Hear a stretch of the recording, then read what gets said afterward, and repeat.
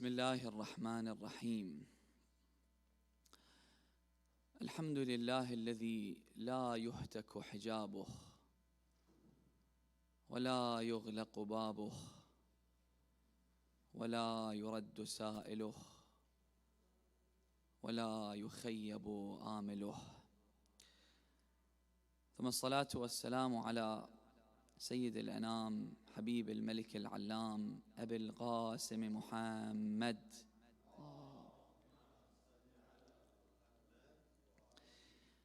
وعلى أهل بيته الطيبين الطاهرين المعصومين المكرمين، لا سيما بقية الله في الأراضين وحجته على الخلائق أجمعين، الحجة ابن الحسن فداه أرواح العالمين. اللهم كن لوليك الحجة ابن الحسن صلواتك عليه وعلى آبائه في هذه الساعة وفي كل ساعة وليا وحافظا وقائدا وناصرا ودليلا وعينا، حتى تسكنه أرضك طوعا وتمتعه فيها طويلا برحمتك يا أرحم الراحمين. Normally, a community that subscribes to a particular culture strives to preserve its identity. صلوا على محمد وآل محمد.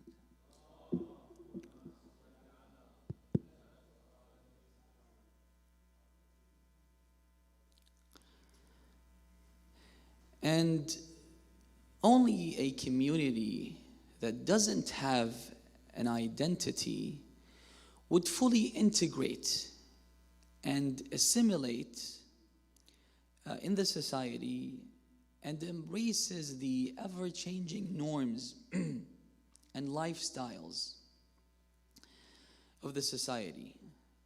These norms that are changing at a very fast pace and are not emerging naturally. Things are happening behind closed doors. Before, parents used to raise their kids. Now, parents have little influence over their kids. They can't change the education system. The influence of the media, the influence of social media outweighs the influence of the household.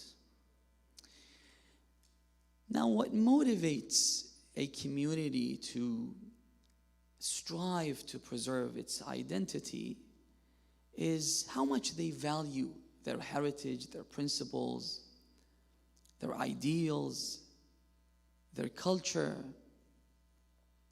For example, you value your family values. You find that having family values is important, especially in a society that does not appreciate, does not value family values. You try to preserve it because you know it's important. And sometimes when I see people from this community, a Shia youth who's not interested in his own culture, in his own faith, who does not try to strengthen his bond with his heritage, I quickly realize that he or she lacks the understanding about how important our heritage is, how important our identity is. So the first question that we need to address as a community is, who are we? We need to reaffirm our commitment to this faith. And as a prerequisite, we need to understand what we subscribe to. So we primarily subscribe to 5 things.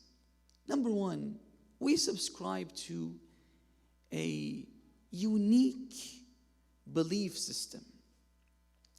And as someone who has a master's degree in theology, and my thesis was a comparative study between Shia Islam and other faiths, I can say with absolute confidence that the belief system that we subscribe to is quite unique.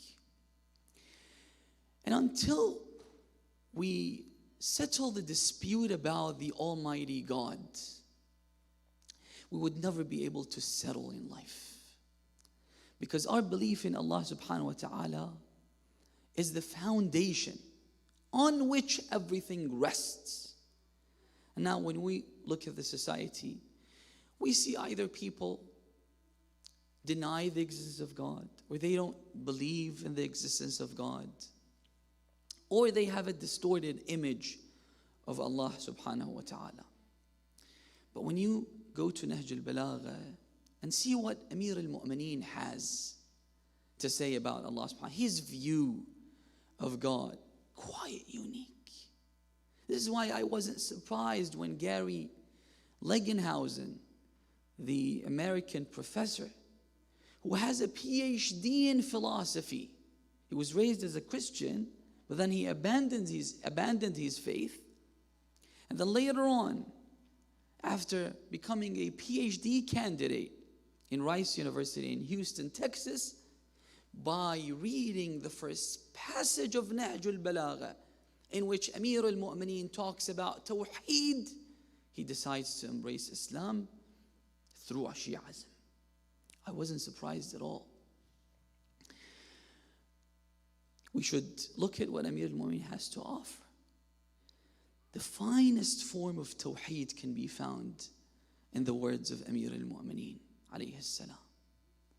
When you find denominations within Islam that have flawed view about Allah subhanahu wa ta'ala, you start to appreciate what you have.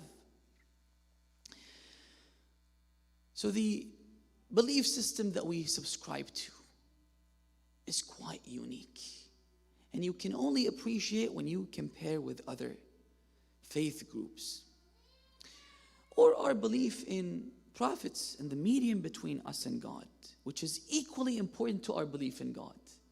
Because how do we get to know God? Through the medium, through the prophet, through the messenger.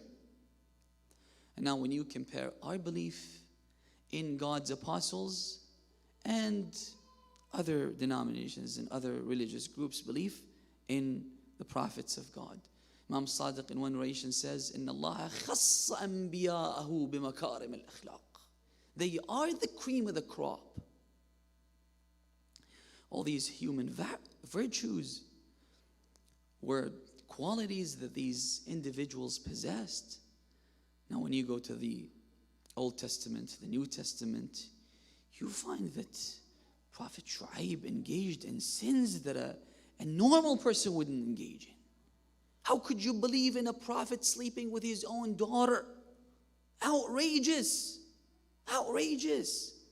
How can you believe in a prophet being the medium between you and your Creator to engage in sins like this? So again, our belief in prophets is also unique. In addition to our belief system, we subscribe to a very unique moral system. And our moral system is not secondary. It plays a central role in our belief. The Prophet famously said, إِنَّمَا بُعِثْتُ لِأُتَمِّمَ مَكَارِمَ الْأَخْلَاقِ. In the society today, people don't value these virtues that we promote. If a young man is kind to his parents, cares about his parents, is this valued? Does he receive any prizes? Is he valued by the society? No. But if an athlete excels in a field, they receive money, they receive everything. This is not valued. But in our moral system, no. The moral system that we subscribe to plays an important role in shaping our behavior. Now, whether or not we implement these teachings or not is different. But this is something that we believe in and we subscribe to. Let me just give you one example of how our belief system is unique. And it should shape our behavior, our attitude, our relationships, and everything. Where have you ever seen a husband and a wife that lived together for 8 years? And they experience a lot of hardship in their lives. Fatima al-Zahra and Imam Amir al-Mu'mineen. There was a lot of ups and downs in their lives. They witnessed a lot of tragedies in their lives. But when she was dying, Fatima al-Zahra, when she was lying on her deathbed, she talks to Imam Amir al-Mu'mineen, she says, Ya Abul Hasan, ma ahadtani kha'ina wala kadhiba, I've never lied to you, I've never betrayed you, wala khalaftuka mundu ashartani. I've never angered you, and I've never disagreed with you in my life. They lived together for 8 years. Amir al-Mu'mineen in turn says the same thing. Ma aghdabtuha, never once I angered my wife Fatima al-Zahra. This is the moral system that we subscribe to. This is how it should be. Now I know we lag behind when it comes to practicing these moral values, but this is what we subscribe to. These moral values don't exist in other faith groups, brothers, sisters. So we need to appreciate it. In addition to the moral value that we subscribe to, we have individuals that have no parallel in history. We have Imam Ali, we have Fatima al-Zahra, we have Imam al-Hussein. These individuals, I spoke about this a little bit. When you have non-Muslims that get to know, say, Imam al-Hussein alayhi salam. Antoine Bara is an example. He's written a book about Imam al-Hussein and the Christian faith. Look at what he has to say about Imam al-Hussein. Examine his fondness of Imam al-Hussein. And he's a Christian man. Christian man. He says, I found Jesus in Imam al-Hussein alayhi salam. When you have a Christian poet, Bul al-Salam, who's written 500 verses, 500 lines about Amir al-Mu'mineen alayhi salam. And at the end he says, لا تقل شيعة هواة علي. Don't say just the Shias are the followers of Ali. إن في كل منصف شيعية. Every fair person should become a Shia and follow Ali ibn Abi Talib alayhi salam. We have Zainab. Yes, I know there are attempts to eliminate these individuals from the society. But I'll just mention this as an example of how valuable these individuals are and how lucky we are to have them in our culture. A couple of years ago, my brother Sayyid Mehdi was participating at this conference in Washington. So he told me that one of the organizers of the Women's March is attending the lecture. So what should I say? We usually share ideas if we're lecturing. So I said to him, speak about Zainab. Speak about Zainab. So when you find people seek inspiration from Rosa Parks, anyone that goes to school in these countries have to hear about Rosa Parks. Yes, she contributed to the betterment of the society. But when you compare her to Lady Zainab, so he mentioned this. He talked about the bravery of Lady Zainab, the courage of Lady Zainab, the patience and endurance of Lady Zainab, the devotion of Lady Zainab, and how she was able to bring down an entire empire single-handedly. When she entered inside the courtroom of Yazid, imagine, she was bereaved. She had lost her family members. And one of the things that Yazid did was, because she was brought to Sham with a saddleless camel, she was really tired. She had to stand at the door of the palace of Yazid for 3 days. She witnessed all the horrors. Imagine if you have a job interview. You would lose confidence in yourself. And it's just a job interview. Lady Zainab was about to face someone who had killed her brother, all her brothers, and all her family members. 17 family members. Who would be able to speak? Who would be able to talk in an atmosphere like this? But she spoke in a way that made Yazid lose confidence in himself when he spoke. He couldn't speak. He said, I didn't do it. I didn't do it. It was Umar ibn Sa'd or Ubaidullah ibn Ziyad that killed Hussein. What kind of bravery is that? She says, Ya adu Allah wa ibn aduwwih, O enemy of God and son of God's enemy, referring to his father Muawiyah. If women want to seek inspiration, you can't find a woman like Zainab. You can never find someone equal to Zainab or her mother, Fatima Zahra, of course. She was the daughter of Fatima Zahra. So we have individuals like this. And we also have a rich heritage, brothers and sisters. We spent the night, last night, for those of you that attended, reciting Dua by Hamza Thamali. It's a journey. When you start reciting the dua, it just changes the mood, changes the atmosphere. It's what enriches the observing Laylatul Qadr, these du'as. I'll just mention one example and move on. One of our great scholars, his name is Al-Alam Al-Amini, famous for writing an encyclopedia about Imam Ali alayhi salam, Al-Ghadir, defending Amir al-Mu'mineen, in his book. So he said, once I was in Cairo, and he said that I read more than 100,000 books to write Al-Ghadir. And these books were not available on Google back then. You had to travel to different places. And they even mentioned that one day he was riding on a boat when suddenly there was a shipwreck. So he had to dive in the water and swim. So he had to wrap his books with plastic so that his books wouldn't get wet, and he swam to the shore. So he says that I was in Cairo reading one of the handwritten books that wasn't published, when all of a sudden this Sunni scholar comes up to me. He says to me that, I know that you're a Shia. I want to ask you about your faith. I want to know more about Shia Islam. So he said, look, I don't have the time because I need to take a copy of this book.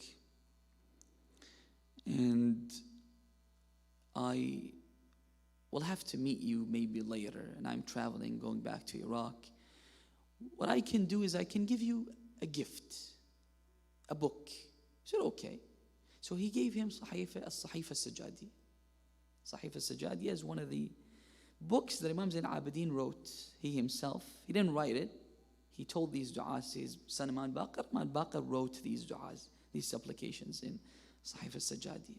So he just gave him Sahifa Sajadi. Sahifa Sajadi is not an aqaidi book. It doesn't speak about the Shia, Sunni rift. It's just a book of dua. So he gave it. 3 years later, Alam al-Amini travels to Cairo again. As he was walking in the streets of Cairo, so the people in Egypt, the majority of the people in Egypt, they love the Ahlul Bayt alayhim salam, but they don't subscribe to the school of thought of Ahlul Bayt. They're not Shias. So as he was walking in one of the main neighborhoods in Cairo, suddenly he sees this huge building. On the building there was a banner. The banner read, مؤسسة الصحيفة السجادية, an organization called الصحيفة السجادية. So he was surprised. These people don't know Imam Zain al-Abidin. They don't know about الصحيفة السجادية. So he goes inside and he meets with the scholar that was in charge of the organization. Who are you? He said to the sheikh, you don't remember me, but I remember you vividly. And he welcomed him warmly. He said to him, remember, I knew nothing about Shia Islam. And you gave me a copy of a Sahifa Sajjadiyah. When I read the Sahifa, I was flabbergasted. I'm a Muslim. I believe in the Prophet. I love his progeny. And I know nothing about this book. This book introduced me to Allah subhanahu wa ta'ala. Reintroduced me to the Prophet. Reintroduced me to Islam. This is the Islam that I want to be acquainted with. I knew nothing about Islam. So you made me a Muslim once again. All because of a single book. So the first thing that we need as a community is we need to reaffirm our identity. We need to understand who we are, what we represent, value our heritage. That's the first thing that we need to do. Sallu ala Muhammad wa ali Muhammad.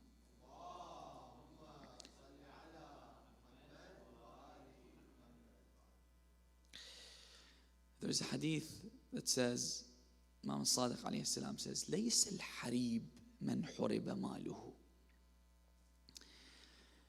You've seen people that get scammed, they lose millions of dollars. The Imam says that, you know who's a person that loses his wealth and his fortune? It's not a person that loses his money. It's a person that loses his faith. That's the real loser.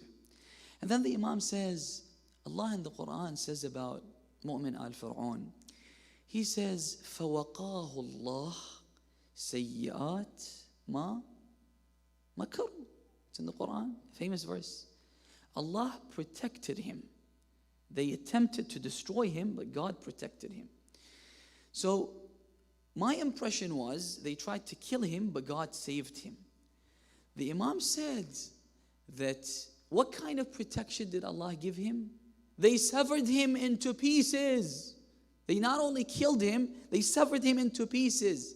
فَوَقَاهُ اللَّهُ مِنْ أَنْ يُفْتَتَنَ فِي دِينِهِ. God protected his faith. They wanted to take away his faith from him. And this is why our scholars today say that when I hear of a terrorist incident happening in Iraq or in Afghanistan or wherever, and I hear that a number of Shias are killed in that bombing, it saddens me. It's very sad. It's very terrible. They're killing Shias everywhere, especially during our main occasions. He says, but what saddens me most is when I hear that a young Shia gentleman or a young Shia woman lost their faith. That's the real loss. That's the real loss. لَيْسَ الْحَرِيبُ. You get scammed, you lose your money, that's nothing. But losing your faith, because it's the most precious thing that we possess, brothers and sisters, especially in this part of the world. Because religion encapsulates all our values.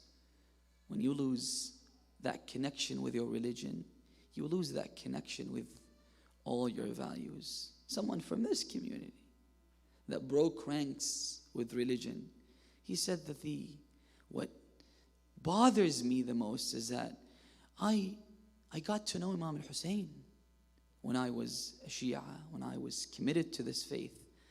But now that I abandoned my religion, I lost connection with Imam al-Hussein. This bothers me a lot. Sallu ala Muhammad wa ala Muhammad.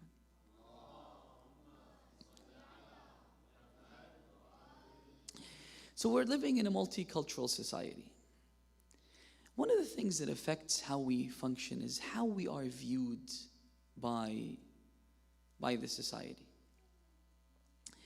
And one of the problems that we face is that our reputation have been tarnished. I mean, when I, for example, tell you that there is a Portuguese Catholic community, they have a center in the neighborhood, what's your impression of them? You have no negative thoughts about them. When I tell you the Ukrainian community here, they have their own church, do you have negative impressions about them? No. The Ismailis, the Bukhras. But when you say the Shia Twelfers, I know there's a lot happening in the Middle East, but a lot of people, they have wrong impressions about us. And even though this is a challenge for us, but I think it poses a chance and an opportunity for us to introduce ourselves. You know how they say that after 9/11, there was a spike in the number of reverts converting to Islam. Why? Because they wanted to read about this vile religion that they're hearing about in the news. So they go and they read books about Islam, and they realize that the terrorist group that carried out the bombing is only a fringe group. They don't agree with mainstream Islam. So this is a great opportunity for us as well to remove that barrier, to introduce yourself. And this is very important, brothers and sisters. When they ask about you, who are you, Shias? I've heard a lot about you. You have governments in the Middle East. You know, you're involved in a lot of things in the world. Who are you? This is an opportunity. Are we a violent religion? Many of you might have not heard this hadith, but Amir al-Mu'mineen says, أفضل الجهاد jihad, holy war. Sounds ugly, right? But the hadith says, أفضل الجهاد أن لا تهم بظلم أحد. The best form of jihad is not to intend to oppress anyone. And not just on a mass scale. Oppressing your wife, your children, the people around you. Oppression is a concept that can, seep into our behavior easily. I once read this hadith. I don't know if I should mention it on the minbar or not. But the hadith says, but if a mother stops breastfeeding her child, when she has the ability to do so, the hadith says that she's oppressing the child. It's a form of oppression. So, أفضل الجهاد أن لا تهم بظلم أحد. Amir al-Mu'mineen is our leader. Or Amir al-Mu'mineen is the ultimate role model, right? What does he say? If you want to know more about his justice, he says that if I am to be shackled and then dragged on a thorny ground until I'm severed into pieces, I would never take away the skin of a grain from the mouth of an ant. He is our leader. So I think we have a huge opportunity to introduce ourselves, because this will affect how we function, how we operate as a community. Also, we are in need. Alhamdulillah, I found many unique things about this community here in Vancouver.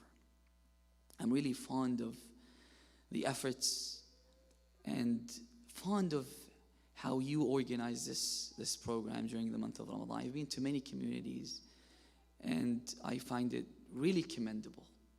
And I can't be grateful enough and thank you enough for all the efforts that you exerted. May Allah subhanahu wa ta'ala reward you.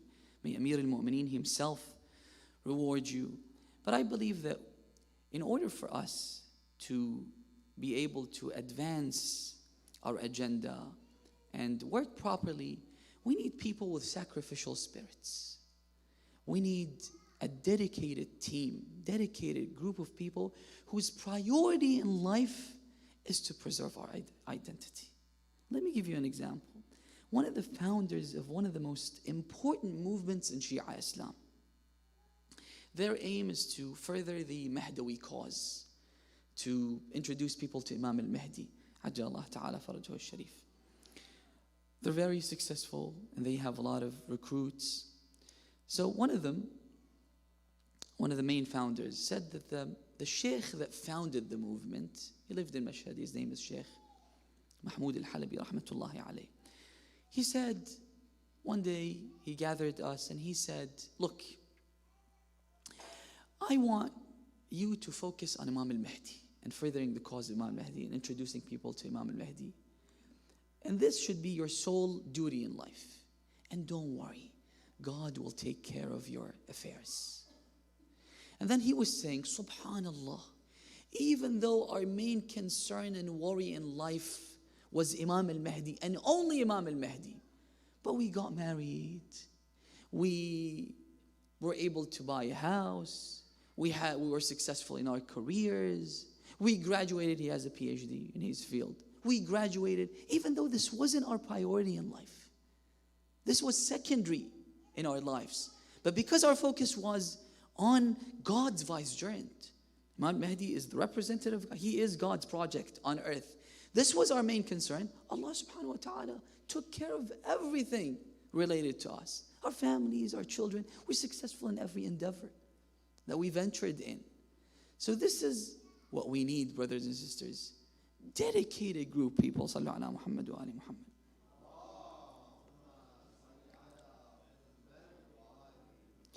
Also, one of the most important elements when it comes to a successful community is when you find people who are generous and handsomely give.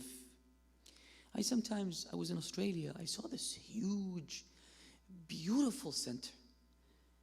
So I asked the guy who was living in the neighborhood, he said, this center belongs to a very small faith group that live in Iraq.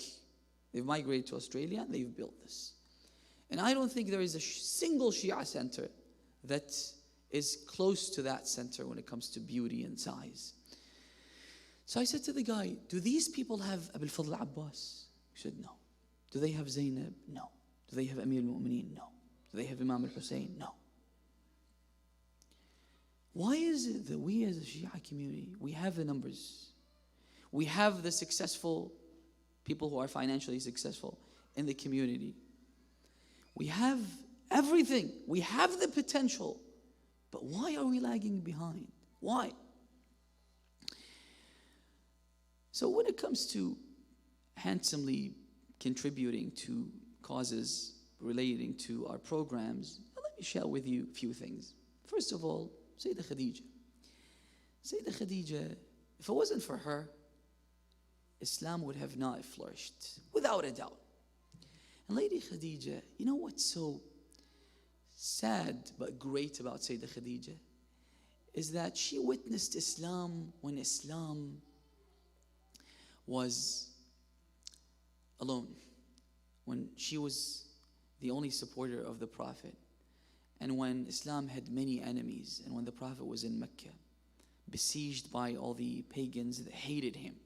And she never witnessed the rise of Islam when Islam flourished. And it was because of her that Islam flourished. Just Sayyidah Khadija, one person, sometimes all it takes is one wealthy person who can transform the society. Sometimes I know that life in Vancouver is pretty expensive, but we see people that open their own businesses and they can afford paying their mortgage. Sometimes it takes just 5 families to buy a center and service the loan. Just 5 families. All it takes, we need a center. You need your own entity. That's what the Prophet did when he set foot in Medina. The first thing that he did, he built a mosque. We need a place. So when it comes to generosity, we have all these examples. I'll cite just 2. You know how we know that Amir al-Mu'mineen gave his ring while he was doing ruku'? So this story has been mentioned in different variations, or it was repeated many times, or a few times. So in one of the incidents, Amir al-Mu'mineen was wearing a cloak, a abaya. The abaya was given to him by whom? By the Prophet. Who gave the abaya to the Prophet? The king of Habasha, Najashi. They say that the abaya was worth 1,000 golden dinars. Back then, you were able to buy 2 sheep with every dinar. So 1,000 dinars was equivalent to 2,000 sheep. The Imam was wearing it. This poor guy comes, a random beggar, random poor guy. The Imam takes off his cloak, he throws it, and tells the beggar to take it. 2,000 sheep. How much is a sheep in Canada? Maybe in the $300 range. So that's $600,000 that Amir al-Mu'mineen gave to a random beggar. Why would Amir al-Mu'mineen do this? We subscribe to this culture, brothers and sisters. There's a hadith that says that the Prophet never said no when someone asked him for something that relates to the dunya. He would sit down and give money to the people, the poor people, the needy. And one day there was this little girl who came. She wanted to speak to the Prophet. He was surrounded by his companions. So the Prophet said, what do you need? She said, my mother is asking for your shirt, Ya Rasulullah. The shirt that he was wearing. So he took off his shirt and gave it to her. He never said no. And you know how Allah subhanahu wa ta'ala chose the Prophet in the first place? It's a hadith from Imam Sadiq. He says that he used to work for Khadija. He went to Sham. He made a little bit of money. When he accumulated his wealth, فَجَمَعَهُ وَتَصَدَّقَ بِهِ. He gave all the money. When you make money the first time, you really value the effort. It wasn't easy. He had to travel from Mecca to Sham to make a little bit of money. He gave it all away. And then Imam Sadiq says, Allah subhanahu wa ta'ala examined the hearts and he couldn't find the heart purer than the heart of Rasulullah. That's why he chose him to be his messenger.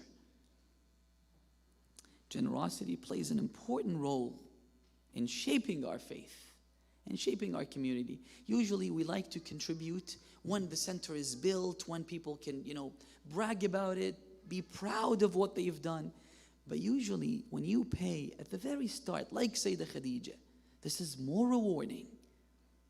I'll just share this story with you. There is a center in New Jersey built by the Afghan community. So the main guy that funded the project and bought the center, it was a Hindu center. He said that I spoke to my partner. He was well off. He migrated to New York in the 70s. So I spoke to my partner. I said, would you be willing to chip in? He said, okay, I'll pay half of the amount. It was like $500,000. Sorry, it was close to $1 million back then. So I went, spoke to the real estate agent, and he said the owners of the temple, the Hindus, they're willing to sell it. And they ended up selling it with all the gods. They sold their lords as well. Anyway, they sold their lords. So anyway, he said they're willing to sell it. So I said, okay, we're buying it. So I quickly went to my friend. I said to him that we want to, sign the deal and just buy it.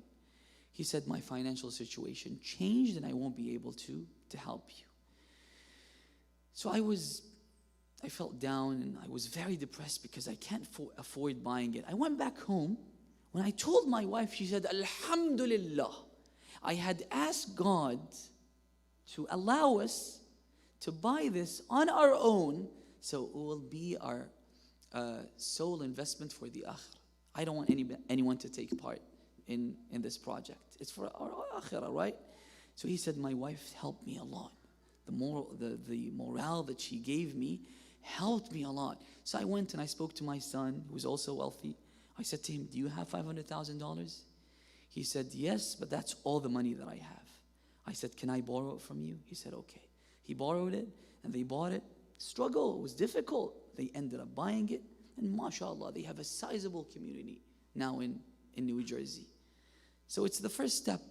Usually that's difficult, but then it will be very rewarding. I think we only have like 2 minutes left.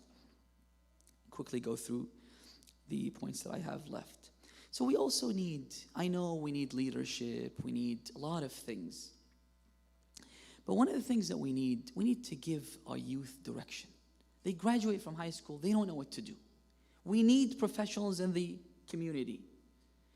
Yes, being a doctor is good, but we need professionals in management. We need professionals in law. We need to understand how people can operate in this part of the world. We need professionals in politics, in these arenas, in these fields. And sometimes all it takes is just giving guidance and direction to the youth. You don't know what to do, right? This is something that can help you as an individual, but it also can help us as a community. And we also need local scholars. Yes, inviting scholars from overseas is good. I know it's much easier to come to Canada than going to the US, but we need local scholars. When Allah subhanahu wa ta'ala speaks about Muslim communities, people that didn't live in the epicenter of Islam, this is what he says, لِيُنذِرُوا قَوْمَهُمْ إِذَا رَجَعُوا. They then go back to their community and they warn their own community. So I was telling some of the respected brothers in the community, I said that we really need individuals that are willing to just sacrifice 2 years of their life to come to Karbala, study for 2 years. If they are interested in furthering their studies, not a problem, but to become a muballigh, it will not clash with anything else that you want to do in life. But because you are local, you understand the challenges, they know you. The reason why Allah subhanahu wa ta'ala speaks about the Prophet extensively in the Quran, but he says that Rasulun min anfusikum, you know him. He was raised in this country. He knows what your challenges are. And I think this is important. I've seen how I might come from a different part of the world. I might be able to speak English. You might be able to relate to my lectures, but being a local is different. So we need people that come, study, and then come back to their community, return to their community and do tabligh. And finally, they say that speaking during the adhan or after salat time is not appropriate. The rhetoric will not be Mubarak. So I'll conclude with this, but we need to seek guidance from Imam al-Mahdi Ajjallah Ta'ala Farajahu Sharif. He's not just our savior, he is our Imam, he is in charge of us, he is in charge of the community. One day, Imam al-Rida, as he was going to Khurasan, the man who was with him, Yasir al-Khadim, he says that as we were about to enter Tus, we heard the sound of wailing. So we realized that someone had died and they wanted to carry the casket to his grave. So he said the Imam rushed and he took part in the tashyi' of that man. And then as they were about to bury him, when they dug the grave, they were about to lower the body. The Imam himself went inside the congregation, and then he went inside the grave and he began to comfort the dead man. He mentioned him by name and he said, don't worry, inshallah, from today on you'll be okay. So when the Imam left, I said to the Imam, do you know this guy? Because this is the first time you set foot in Tus. He said, no matter where the Shi'as are, we have to attend their janazah. As an Imam, I am in charge of these people. We have to attend their janazah. We have to be there when they are buried. So Imam al-Mahdi is in charge of us. He is aware of everything that we do. Every Monday and every Thursday, our sahifa is given to him. He is fully aware of everything that we do. So we need to seek guidance from the Imam of our time. أعوذ بجلال وجهك الكريم أن ينقضي عني شهر رمضان أو يطلع الفجر من ليلتي هذه ولك قبلي تبعة أو ذنب تعذبني عليه. اللهم كن لوليك حجة ابن الحسن صلواتك عليه وعلى آبائه في هذه وفي كل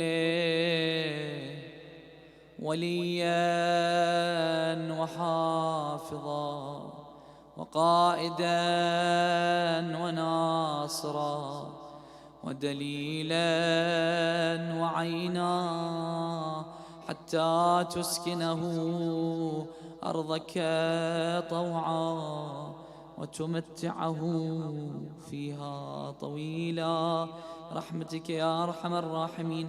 اللهم هب لنا رأفته ورحمته ودعاءه وخيره ما ننال به سعة من رحمتك وفوزا عندك يا كريم برحمتك يا أرحم الراحمين.